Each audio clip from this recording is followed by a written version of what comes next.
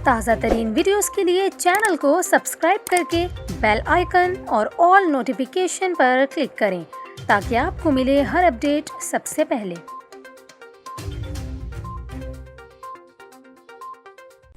और अभी आपको बताएं, कलअदम तंजीम के कारकुनान ने एक मरतबा फिर इस्लामाबाद की जानिब अपने मार्च का आगाज़ कर दिया और सूरत हाल कुछ ख़राब होती दिखाई दे रही है गुजरांवाला में, जहां से आपको अपडेट कर रहे हैं कि कलअदम तंजीम के कारकुनान और पुलिस में झड़प हुई है। मुजाहिरीन की जानिब से पुलिस पर पथराव किया गया है और 15 पुलिस एहलकार ज़ख्मी हुए हैं। इस ताज़ा झड़प में आपको बताएं कि मुजाहिरीन ने 6 पुलिस मोबाइल्स पर कब्ज़ा भी कर लिया है।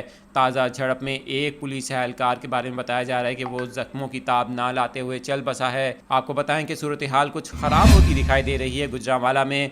मुजाहिरीन को आगे बढ़ने से रोकने पर मुजाहिरीन की जानिब से पथराव किया गया और इस तरह आपको ये भी बताएं कि गुजरांवाला में मोबाइल फ़ोन सर्विस बंद करने का भी फ़ैसला किया गया है। दूसरी तरफ कलअदम तंजीम के एहतजाज से निपटने के लिए हुकूमत ने तमाम तैयारी मुकम्मल कर ली है। इस हवाले से रावलपिंडी और इस्लामाबाद में हाई अलर्ट कर दिया गया है।